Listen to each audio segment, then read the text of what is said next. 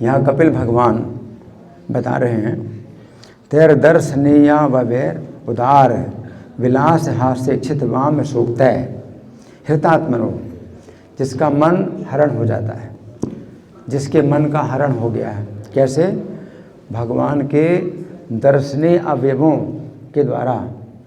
भगवान का जो रूप है, भगवान का जो श्रृंगार है, और भगवान के शरीर के जो अवयव हैं, जैसे नासिका है, नेत्र है, मुख है, माथा है, चरण है, तो ये अवयव हैं भगवान के शरीर के जो अवयव हैं, ये क्या हैं? दर्शनीय हैं। दर्शनीय का मतलब है जो दर्शन करने लायक हो।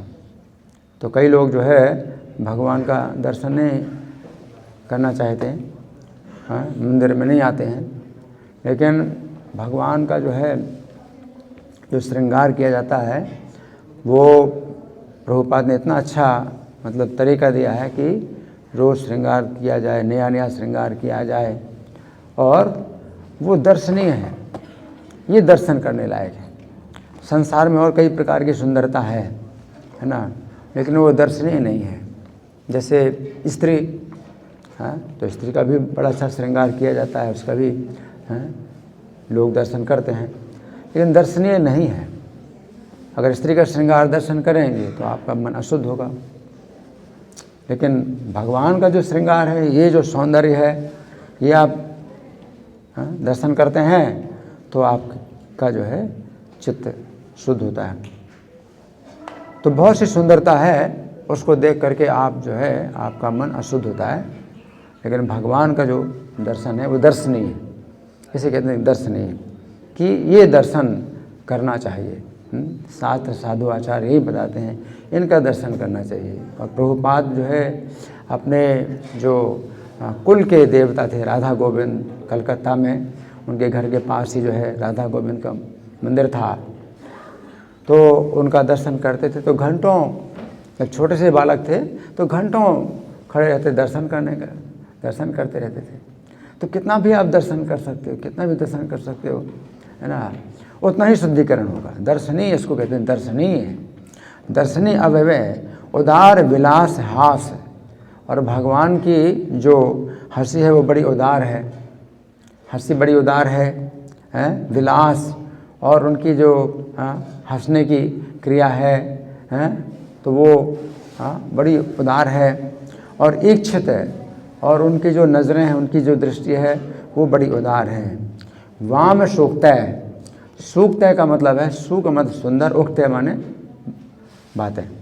तो भगवान जो है बातें भी करते हैं, अपने भक्तों के साथ बातें भी करते हैं, और सु का मतलब है बड़ी सुंदर बातें। और वाम का मतलब उल्टी, भगवान उल्टी बातें करते हैं बड़े तो भगवान जो है बड़े कोमलता से बातें करते हैं, मधुर बातें करते हैं, लेकिन उल्टी बातें भी करते हैं। तो मजाक में कभी होता है ना, तो निंदा की बातें भी करते हैं, तो वो भी जो है बहुत अच्छा लगता है, वहाँ में सूखता है। या भक्त लोग जो है भगवान से ही बातें करते हैं तो निंदा भी करते हैं, और वो भी जो है उसमें क्या आनंद आता है, निंदा करते हैं भगवान की किसी कारण से। जैसे कि सनातन गोस्वामी थे, तो मदन मोहन जी कहते हैं, देखो ये तुम्हारे टिक्कर जो है मेरे गले से नहीं उतरते, थोड़ा नमक तो मिला दिया करो, है ना तो भगवान भी निंदा करते हैं कि तुम ये क्या मुझे दे रहे हो, हैं, मेरे गले से नहीं उतरते, थोड़ा नमक तुम मिला दिया करो। तो वो भी उल्टी बातें करते हैं, कहते अभी तुम जो है नमक मांग रहे हो, फिर आगे जो है घी मांगोगे, आगे तुम ये मांगोगे, मैं सन्यासी में कहाँ से लाऊंगा, है ना, है? तो मेरे पास समय नहीं है। तो इस तरह से वाम सूक्तय का मतलब है कि वो होती तो वाम बातें हैं, मतलब जैसे उल्टी बातें बोलते हैं, भक्त भी भगवान से बोलते हैं, भगवान भी भक्त से बोलते हैं, उल्टी बातें बोलते हैं, लेकिन वो बड़ी मधुर होती हैं, सुनने में बड़ी मधुर लगती हैं और आनंद आता है। तो इनसे हृत आत्मनो, इन भगवान की इन बातों से, भगवान के सौंदर्य से हृत आत्मनो, उसका मन हरण हो जाता है। तो भक्त के मन का हरण हो जाता है, हृतात्मनो हृत प्राणांशा, उसकी इंद्रियों का भी हरण हो जाता है। तो उसकी इंद्रियां भी हरण होता है, तो इंद्रियां भी अब इंद्रिय तृप्ति कार्य में नहीं लग सकती हैं, और मन का हरण हो जाता है तो मन भी अब जो है कल्पना, जो मनोधर्मी के कार्य में नहीं लग पाता है। तो उसका मन और इंद्रियां उसकी हरण हो गई हैं। भक्तिर अनिच्छतो, तो फिर ऐसी जो भक्ति है जिसमें मन और इंद्रियां का हरण हो जाता है, तो अनिच्छतो का मतलब है कि बिना इच्छा के, वो सोचती नहीं, इच्छा ही नहीं करता कि मेरी मुक्ति होगी, लेकिन वो मुक्ति जो है उसकी बिना इच्छा के और बिना किसी प्रयास के उसको मुक्ति प्राप्त हो जाती है। अनिच्छतो में गति मनवीम प्रयुक्ते, अनवीम का मतलब बड़ी सूक्ष्म गति।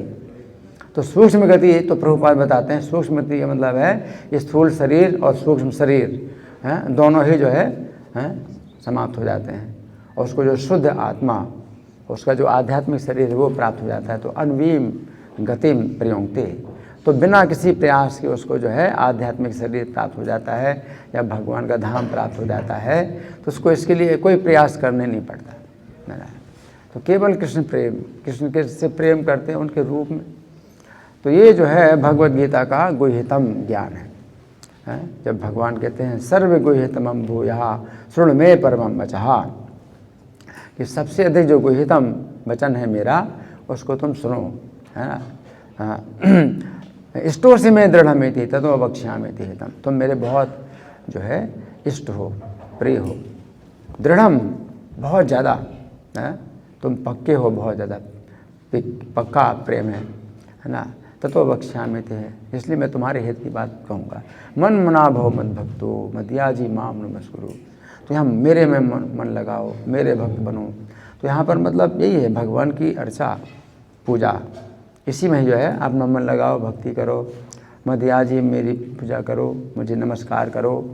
तो अर्चा विग्रह का ही यहाँ पर वर्णन है। जब भगवान कहते हैं मेरे मन लगाओ, मेरी भक्ति करो, मेरी पूजा करो, मुझे नमस्कार करो, मामे वैसे सत्यम ते प्रतिजाने प्रियोसी में, तो तुम मुझे प्राप्त करोगे। इसमें सत्य प्रतिजाने माने मैं प्रतिज्ञा करता हूँ, सत्य प्रतिज्ञा करता हूँ। तो आपको जो है फिर मुक्ति की चिंता होनी नहीं चाहिए कि फिर मुक्ति होगी या नहीं होगी। तो ये इसकी चिंता होनी नहीं चाहिए कि अब अगले जीवन के मुझे जो है अपनी गति सुधारना है, तो उसके लिए कुछ अलग से प्रयास करो कि भाई हम ये पुण्य करो, वो पुण्य करें, ये इधर ये अलग से ये हवन करना है, ये तपस्या करना है। तो ना कुछ तपस्या, ना हवन, कुछ भी करने की आवश्यकता नहीं है कि आप को जो है अपनी गति सुधारना है, अगले जीवन में हमारी क्या गति होगी।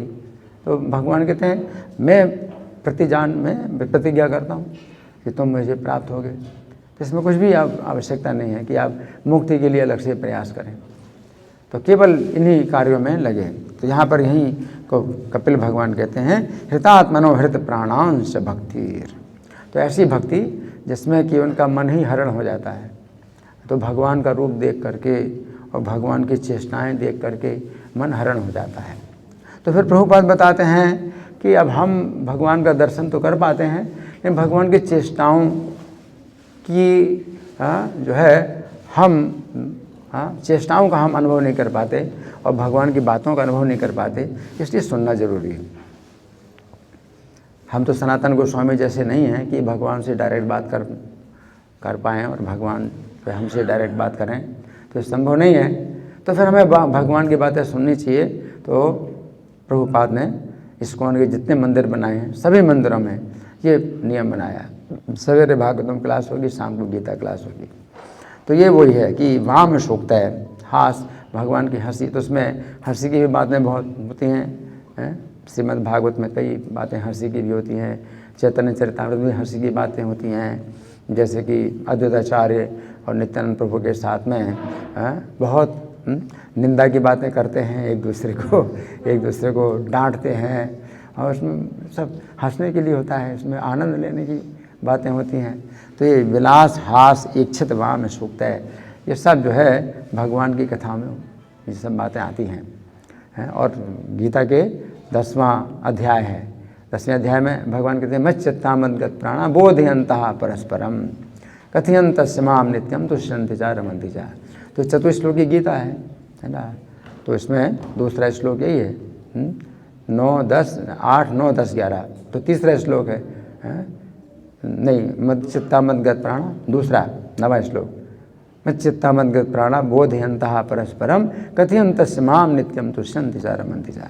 यहाँ पर जो हास इच्छित वाम सूक्त है, ये जो बातें हैं ये भक्त लोग आपस में जब करते हैं तो वो जो है वो भी जो है सीधे भगवान की संगति में होती है। जब भगवान की चर्चा करते हैं तो भगवान बिल्कुल साक्षात जो है हमारे साथ होते हैं। तो ये जो गीता का सार है चार श्लोकों में, तो ये जो है बहुत शक्तिशाली होता है कि हम भक्तों की संगति में ये करते हैं।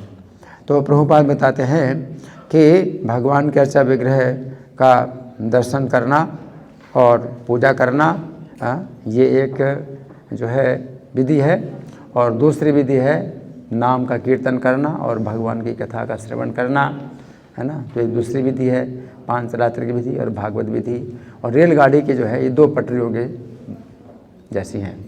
तो जैसे रेलगाड़ी है दोनों पटरियों में चलती है, और दोनों पटरी जो है सही होना चाहिए। कोई किसी मतलब पटरी में अगर कुछ हो गए गड़बड़ तो दुर्घटना हो जाएगी। तो दोनों पटरी जो है बिल्कुल समानांतर होनी चाहिए, बिल्कुल साथ साथ होनी चाहिए। तो इसलिए प्रभुपाद ने हम लोगों को जो है भागवत विधि और पांचरात्रिक विधि दोनों दी है। अब आप सब लोग तो भगवान की पूजा नहीं करते, तो आप कैसे कहेंगे पांचरात्रिक विधि हम सब लोग कर रहे हैं, भागवत विधि हम लोग कर रहे हैं, हम लोग कर रहे हैं भागवत विधि, पांचरात्रिक विधि हम कहाँ कर रहे हैं। हर भक्त तो पूजा में नहीं जाता। लेकिन जब आप दर्शन करते हैं भगवान की पूजा का, जब आप आते हैं मंदिर में तो आप पूजा का दर्शन करते हैं तो उसमें भी छठा अंश मिल जाता है आपको पूजा का 16%। तो सब भक्त जो है जब भगवान की पूजा का दर्शन करते हैं तो उनको जो है पूजा का 16% जो फल है वो प्राप्त हो जाता है, छठा अंश प्राप्त होता है। तो इस तरह से जो है हर भक्त को जरूरी है कि मंगल आरती में आए। तो मंगल आरती में आना है, दर्शन करना है भगवान का, पांचरात्रिक विधि है। फिर उसमें जो हम गीत गाते हैं और कीर्तन करते हैं वो भागवत विधि है। श्रीमद् भागवत क्लास में बैठते हैं ये भागवत विधि है, गीता की कक्षा में बैठते हैं ये भागवत विधि है। तो भागवत विधि और पांचरात्रिक विधि जो दोनों जो है मतलब आवश्यक हैं। तो अगर हम इन दोनों के जो है सहारे चलते हैं, दोनों को साथ में लेकर के चलते हैं, तो फिर जो है हम बिना सुरक्षित रूप से हम भक्ति में आगे बढ़ते हैं। तो आज का जो श्लोक है इसमें प्रभुपाद बहुत अच्छा जो है ये हमें समझा रहे हैं और ये शिक्षा दे रहे हैं। हरे कृष्णा। ग्रंथराज श्रीमद् भागवतम की जय, श्रील प्रभुपाद की जय।